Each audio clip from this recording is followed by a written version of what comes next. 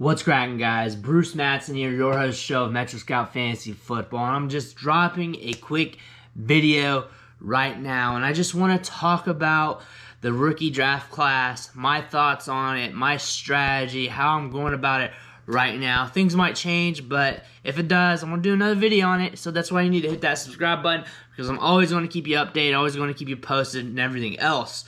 But with this rookie draft class, it's a good class. It's good. We got some things to work with here. It's not the greatest either. We really got to pick and choose our spots. I really want to attack this draft class at its strength, which is the wide receiver position.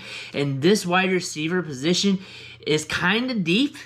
It's kind of got some potential in the top end, and you got 10, 12 good wide receivers to choose from, and they give you a little bit of everything from big wide receivers, short, quick guys, to change the direction, route runner type dudes. So you got a little bit of everything in this class.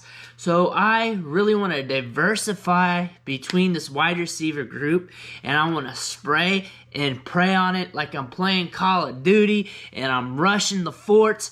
And that's what I want to do with these wide receivers. That is where I'm attacking most. And I've been doing this mostly in all my rookie drafts these last few years because the wide receiver group has been hot and heavy. We're eventually going to come to a year where the wide receivers don't hit. There's a chance it could be this year because it's a little bit different compared to years past. I don't regard this class as strong as the 2020 class or the 2021 class, but it's not too far away when it comes to talent, when we're looking at everything from a whole. And when I'm saying I'm attacking these wide receivers, I'm talking about everybody from the top, like the Traylon Burks, the Garrett Wilsons, to the David Bells, to the Chris Olaves, to the Wan'Dale Robinsons, and I'm probably going all the way to the second round, mid to late portion of that round, to like Justin Ross or something like that before I start pivoting. That doesn't mean I'm going to be ignoring other positions, though. At running back, I like the three-headed monster we have here with Breece Hall, Kenneth Walker, Isaiah Spiller. I'm going to be diversifying between those three players. I think Breece Hall and Isaiah Spiller, I want most out of them, but I'm not going to fade away from Kenneth Walker either. So I'm going to try and get a lot of those guys too. I had some good Dynasty teams. I'm going to be drafting in the back half of the first round in a lot of my main leagues this year, so I'm probably not going to be getting any of this top running backs. So really, I'm going to be looking at guys like David Bell, George Pickens, Jameson Williams. I'm going to be looking at those types of wide receivers right in front of me because that's just how the cards fell. I mean, I won some of my leagues. I went deep in some of my leagues in the playoffs. So, I mean, I played good last year. That's what happens. When it comes to quarterback, of course I like Malik Willis for fantasy. Of course. I was on Jalen Hurts early as a draft prospect because I loved the rushing production. I loved the upside, and I was getting him on the cheap.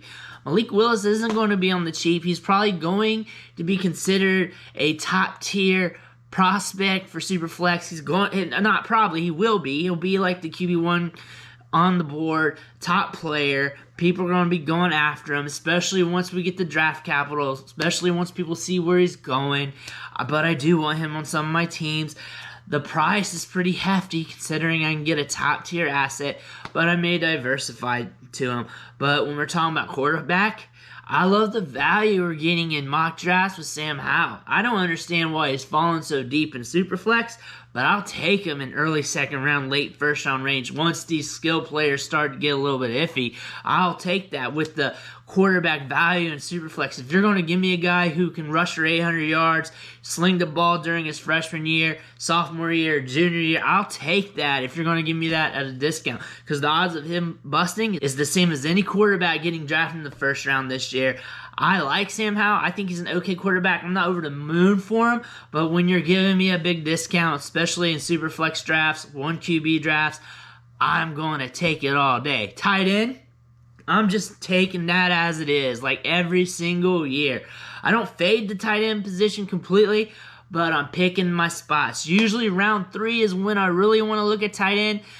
Round 2 sometimes really depends on the player pool. Like if I'm getting sniped a lot, if I'm on the clock, there's no one really I like, the number 1 tight end's there, yeah, I'll go ahead and do it.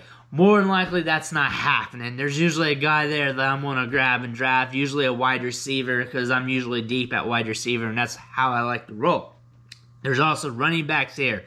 This running back class, talking about the latter part of this running back class, we got a lot of guys who are very iffy. We got a lot of thick boys who can run between the tackles, handle a full workload, who may surprise us at the combine. We also got a lot of running backs who's going to disappoint us at the combine too. Don't get me twisted on that. But we're going to get some value at running back this year, and it's going to be weird. These guys are going to pop off as backups and then just produce. Can I name them?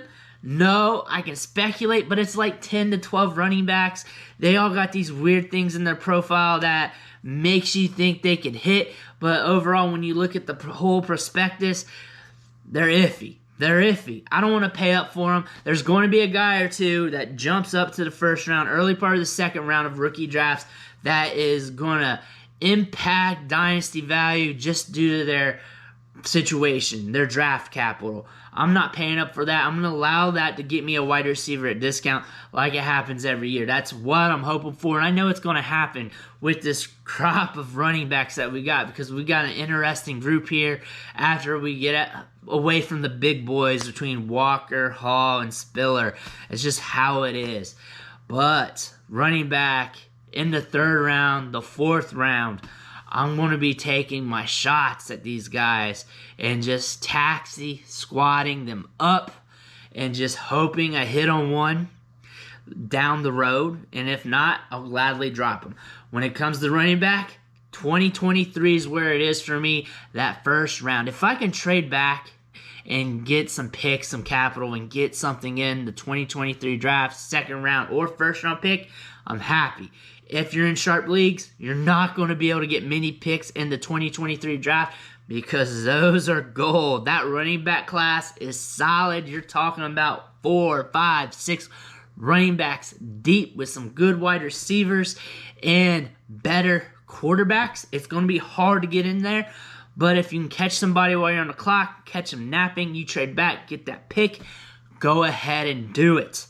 If you can trade back from like the 101 to like the 110, pick up a 2023 first, do it in a heartbeat without thinking. It's going to help you out because you're going to get a good wide receiver prospect there on the back end, and you might be able to nail a good running back prospect there in the 2023 draft.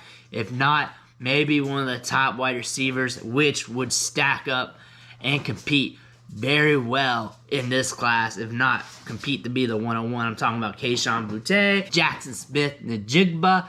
If you can land one of those, and you're talking about they're going to be like early mid-rounders, depending on how those running backs set, because people are going to be thirsty on those running backs. Again, this draft class is good, but not great. There's values here. You want to pick your spots. You want to diversify a lot, and you want to tread lightly and be careful with this draft. Also have fun. Get your guys, get your players. Don't mess around too much. If you got one league, if you're only in one dynasty league, just draft your guys. If you're in a bunch of leagues, diversify your portfolio. Try to get some 2023 picks because that is where the talent's at. But that's all I got for you today.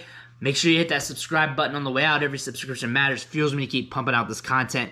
Fuels me to keep going over these rookie classes for you, watching the tape, grinding the metrics, everything else. Again, I want to thank you, and I'll catch you next time.